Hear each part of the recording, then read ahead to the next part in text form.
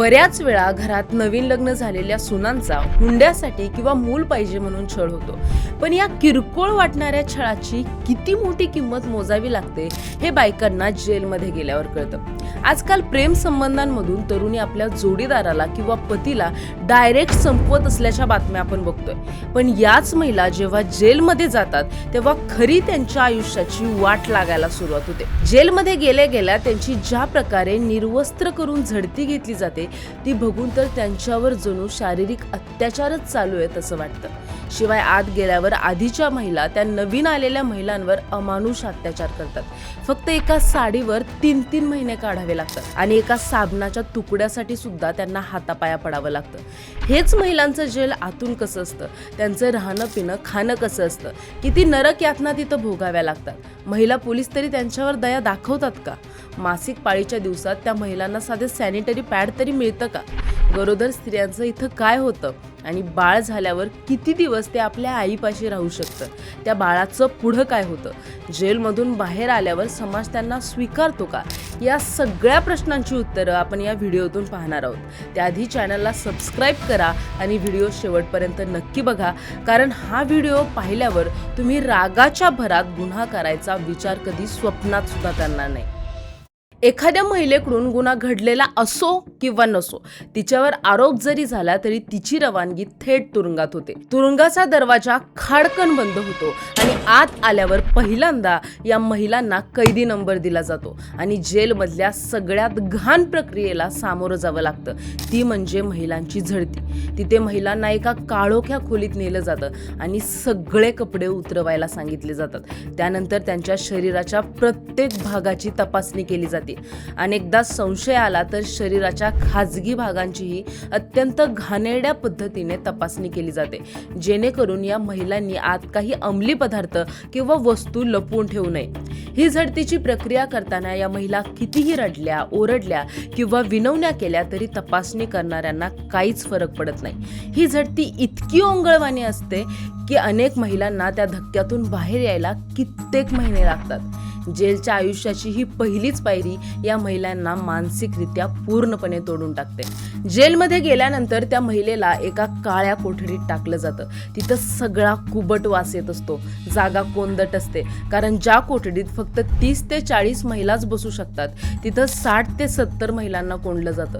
त्यामुळे जागा इतकी तोकडी असते की मोकळा श्वास घेणंही अशक्य होतं. उन्हाळ्यात तर तिथं पंखा पण नसतो. त्यामुळे एकमेकांच्या घामाच्या वासात एका छोट्या चटईवर जिथं नीट पाय पसरायलाही जागा नसते तिथं रात्र काढावी लागते. एवढंच नाही तर त्यातच कोठडीच्या एका कोपऱ्यात उघडं शौचालय असतं, ज्याची दुर्गंधी रात्रभर नाकात शिरत असते. अशा अस्वच्छ आणि दाटीवाटीच्या वातावरणात झोप पण पूर्ण होत नाही. त्यामुळे तिथं महिलांची भांडणं आणि चिडचिड खूप मोठ्या प्रमाणात होते. आता तुरुंगात गेल्यावर तिथे महिला स्वतःचे कपडे सुद्धा वापरू शकत नाहीत. तिथे त्यांना जे कपडे मिळतील तेच त्यांना घालावे लागतात. ज्या महिलांना 3 महिन्यांची शिक्षा आहे त्यांना फक्त एक टॉवेल आणि एक साडी दिली जाते आणि ज्या महिलांची शिक्षा 6 महिन्यापेक्षा जास्त आहे त्यांना 3 साड्या आणि एक टॉवेल दिला जातो. पण हे कपडे काही नवीन कपडे नसतात, तर ते आधीच्याच महिला कैद्यांनी वापरून सोडलेले, जुनाट आणि अनेक ठिकाणी फाटलेले असतात.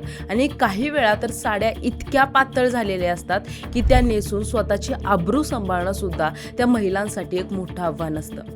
आता एकच साडी दिली जाते, त्यामुळे त्या कपड्यांच्या स्वच्छतेचा पण प्रश्न येतो. त्यांच्याकडे एकच साडी असते आणि ती धुवून वाळेपर्यंत दुसरं काहीही नेसायला नसतं. त्यामुळे अनेकदा ओल्या साडीनिशीच महिलांना कोठडीत बसावं लागतं. ते कपडे धुतले तरी ते नीट सुकवण्यासाठी तिथे ऊन नसतं. त्यामुळे त्या कपड्यांना नेहमीच एक कुबट वास येत असतो. तुरुंगातल्या जेवणाबद्दल सांगायचं झालं तर फक्त पोटाची भूक भागवण्यासाठी जेवण जेवावं लागतं. चवीचा तिथं काहीच संबंध नसतो. रोज तेच जेवण असतं. भाजीत मसाल्यांचा तपास नसतो. डाळ म्हणजे फक्त पिवळं पाणी असतं. भात खाताना कित्येक वेळा दाताखाली खडे सापडतात.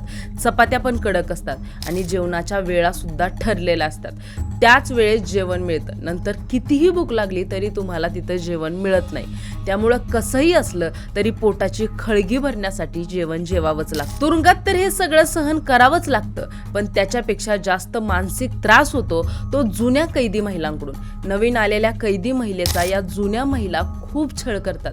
तिच्या गुन्ह्याबद्दल किंवा खाजगी आयुष्याबद्दल अत्यंत खालच्या पातळीवरचे प्रश्न विचारून मानसिकरित्या तिला पूर्णपणे तोडून टाकतात. तिला घाबरवण्यासाठी मुद्दाम डोळे वटारून बघणं, जोरात ओरडणं किंवा तिची एखादी वस्तू हिसकावून घेणं अशा गोष्टी मुद्दामून केल्या जातात.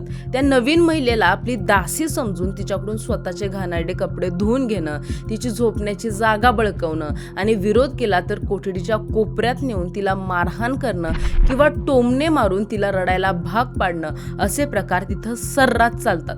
त्या कोठडीत इतकी भीती असते की नवीन महिलेला साधं पाणी प्यायला किंवा हक्काने बसायलाही या जुन्या महिलांची परवानगी घ्यावी लागते. नाहीतर तिला रात्रभर उभं राहायची किंवा शौचालयाजवळ झोपण्याची शिक्षा दिली जाते. जेलमधल्या अस्वच्छतेबद्दल बोलायचं म्हटलं तरी अंगावर काटा येतो. एका छोट्या कोठडीत गरजेपेक्षा जास्त महिलांना कोंडल्यामुळं तिथं प्रमाणाबाहेर अस्वच्छता असते.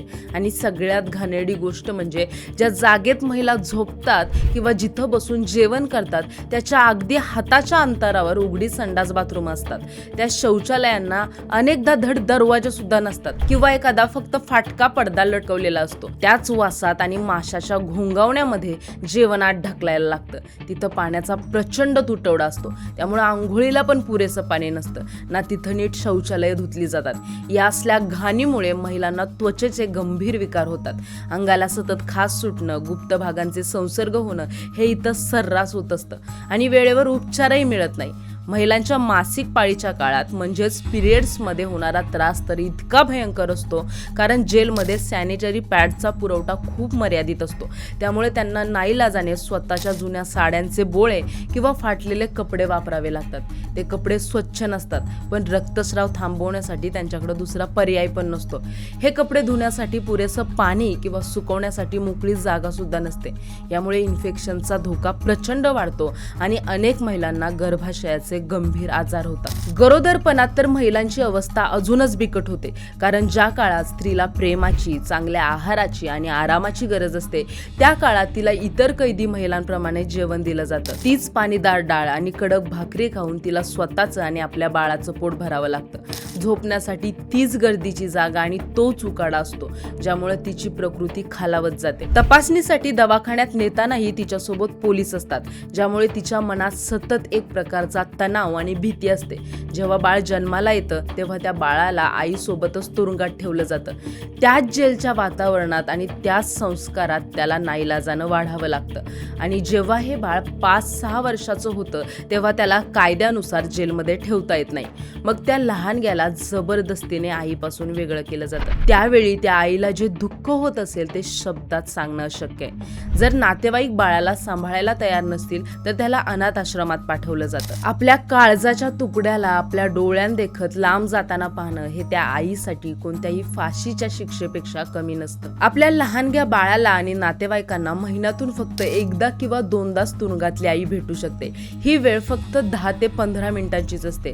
आईला आपल्या बाळाला कडेवर घ्यायचं असतं, त्याला घट्ट मिठी मारून त्याचा मुका घ्यायचा असतो. पण मध्ये एक लोखंडी जाळी असते त्यामुळे ती आपल्या बाळाला स्पर्श सुद्धा करू शकत नाही ना नीट आपल्या आई वडिलांबरोबर बाळाबरोबर बोलू शकते. कारण एकाच वेळी तिथे अनेक कैदी आणि त्यांचे नातेवाईक ओरडून ओरडून बोलत असतात. त्यामुळे समोरच्यांचं बोलणं नीट ऐकू येत नाही. या 15 मिनिटांच्या भेटीसाठी कित्येक महिलांचे आई वडील घरापासून दूरचा प्रवास करून जेलच्या गेटवर तासनतास ताटकळत उभे राहतात आणि ज्या महिलांचे घरचे लांब राहतात किंवा ज्यांच्याकडे यायला जायला प्रवासाचे पैसे नाहीत त्यांची तर कित्येक महिने आपल्या घरच्यांशी भेट सुद्धा होऊ शकत नाही. जेलमध्ये तर अनेक महिला अशा असतात की त्या फक्त आरोपी असतात. त्यांच्यावर कुठलाही गुन्हा अजून सिद्ध झालेला नसतो तरी त्यांना या जेलमध्ये नरक यातनांना सामोरं जावं लागतं. कारण आपल्याकडची कोर्ट कचेरीची कामं इतकी वर्ष चालतात की निकाल लागेपर्यंत या महिलांचं अर्ध आयुष्य काहीही दोष नसताना जेलमध्येच निघून जातं. आणि ज्या महिला गरीब आहेत, ज्यांच्याकडे जामिनाचे पैसे नाहीत आणि ज्यांना कायद्याचं अजिबात ज्ञान नाही त्या महिलांना वकील नक्की काय करतोय किंवा कोर्टात आपल्या केसचं काय झालंय हे शेवटपर्यंत कळत नाही. आणि सरकारी वकीलही या गरीब महिलांच्या केसेसकडे फारसं लक्ष देत नाहीत. त्यांना समजावून सांगणारं किंवा मदत करणारं तिथं कुणीही नसतं. ज्या बाईला जामीन मिळून ती आरामात घरी जाऊ शकली असती ती फक्त माहिती नसल्यामुळे आणि मदतीचा हात नसल्यामुळे वर्षानुवर्ष कोठडीत सडत राहते. आणि ज्या महिलांकडे पैसे पैसे आहेत किंवा ज्यांचे राजकीय संबंध मोठे आहेत त्यांना जेलमध्ये राहूनही सगळ्या सुखसुविधा मिळतात. तिथल्या भ्रष्ट कर्मचाऱ्यांना पैसे दिले की त्यांना हवं ते दिलं जातं. मग ते घरून आलेलं रुचकर जेवण असो, झोपण्यासाठी चांगली जागा असो किंवा कष्टाच्या कामातून मिळणारी सुटका असो, आणि अगदी फोन वापरणं सुद्धा. इतर महिला कैद्यांना फोनवर बोलण्यासाठी तासनतास रांगेत उभं राहावं लागतं आणि फोनवर बोलण्याचा कालावधीही अगदी काही मिनिटाचा असतो. परंतु ज्यांच्याकडे पैसा आहे त्या महिलांना छुप्या मार्गाने फोनची सोय करून दिली जाते. ते तिथून हवं तसं बाहेरच्या लोकांशी बोलू शकतात आणि हवे तसे नियम मोडू शकतात. या उलट ज्या गरीब महिलांकडे पैसे नसतात त्यांना फोनवर बोलणं सोडा, पण आजारी पडल्यावर साध्या तापाच्या गोळीसाठी किंवा पाण्यासाठी सुद्धा तिथल्या ऑर्डनच्या किंवा शिपायांच्या हातापाया पडावं लागतं. जेलमध्ये प्रत्येक कैदी महिलेला काही ना काही काम करावं लागतं. हे काम करणं सक्तीचं असतं. कोणाला शेकडो लोकांसाठी स्वयंपाक करण्याची जबाबदारी दिली असते, तर कुणाला जेलचा परिसर आणि शौचालय साफ करण्याची कामं मिळतात. काही महिलांना शिलाई काम, विणकाम किंवा बागेची देखभाल करायला लावली जाते. हे काम सकाळी लवकर सुरू होतं आणि दुपारपर्यंत चालतं. या प्रचंड कष्टाच्या बदल्यात त्यांना मिळणारी मजुरी ही अतिशय तुटपुंजी असते, अगदी दिवसाला काही रुपये. आणि हे पैसे डायरेक्ट त्यांच्या हातात दिले जात नाहीत, तर त्यांना टोकन दिलं जातं. त्या टोकनमधून त्या जेलच्या कॅन्टीनमधून साबण, शॅम्पू यांसारख्या गरजेच्या गोष्टी विकत घेऊ शकतात. तुरुंगात महिलांची सुरक्षा करण्यासाठी मोठ्या प्रमाणात महिला सुरक्षा रक्षक असतात. त्यामुळे तुम्हाला वाटत असेल की त्यांच्याकडून या महिलांना सहानुभूती किंवा आपुलकी मिळत असेल, पण इथं अजिबात तसं नसतं. उलट या महिला रक्षक अनेकदा या महिला कैद्यांशी अतिशय कठोर आणि रुक्षपणे वागतात. त्यांच्यावर सतत ओरडणं, अंगावर धावून जाणं आणि अत्यंत खालच्या पातळीवरची शिवीगाळ करणं हे तिथं रोजच असतं. जेलमधलं हे जीवन महिलांना आतून पाक पोखरून टाकतं. एकाच कोंदट वातावरणात राहिल्यामुळे आणि बाहेरच्या जगाशी कोणताच संपर्क नसल्यामुळे या महिलांमध्ये डिप्रेशन आणि एन्झायटी सारखे आजार खूप मोठ्या प्रमाणावर वाढतात. घराची ओढ, मुलांची काळजी आणि सुटल्यानंतर समाज आपल्याला स्वीकारेल का ही भविष्याची भीती त्यांना दिवस रात्र सतावत राहते. जेलमध्ये शारीरिक आजारांवर कधीतरी उपचार मिळतात, पण मानसिक आरोग्यासाठी समुपदेशनाची कोणतीच सोय नसल्यामुळं मन मोकळं करायला तिथं कुणीच नसतं. या एकाकीपणामुळं आणि मनातल्या मनात घुसमट होत राहिल्यामुळं अनेक महिलांना सतत रडू येतं. रात्र झोप लागत नाही, त्यामुळे त्यांना टोकाचं नैराश्य येतं. ज्यावेळी तिचं तुरुंगातलं आयुष्य संपतं आणि ती तुरुंगाबाहेर येते, तेव्हा तर समाजाला तोंड देणं तिच्यासाठी खूप कठीण होऊन जातं.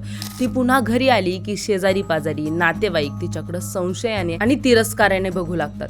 तिला जेलमध्ये जाऊन आलेली असा शिक्का मारला जातो, जो पुसणं तिला आयुष्यभर शक्य होत नाही. अनेकदा घरचे लोक समाजाच्या भीतीनं किंवा स्वतःच्या प्रतिष्ठेसाठी तिला घरात घेत नाहीत आणि जरी तिने एकटीने स्वावलंबी जगायचा प्रयत्न केला तरी तिच्या गुन्हेगारी पार्श्वभूमीमुळे कुणीही तिला काम द्यायला तयार होत नाही.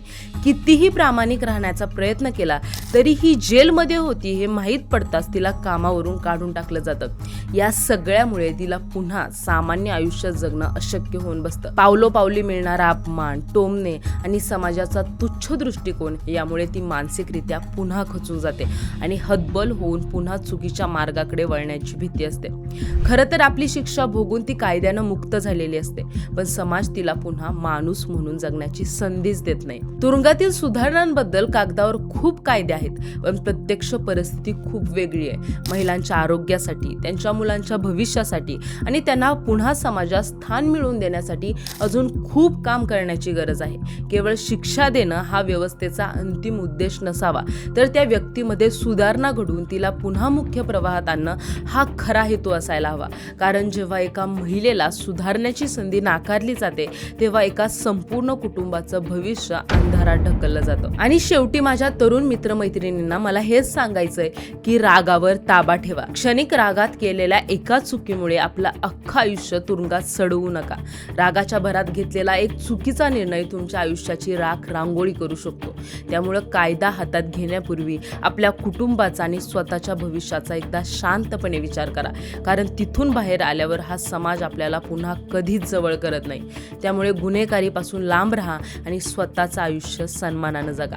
यावर तुम्हाला काय वाटतं कमेंट बॉक्समध्ये नक्की सांगा आणि व्हिडिओ आवडला असेल तर व्हिडिओला लाईक करा, शेअर करा आणि सबस्क्राईब करायला विसरू नका.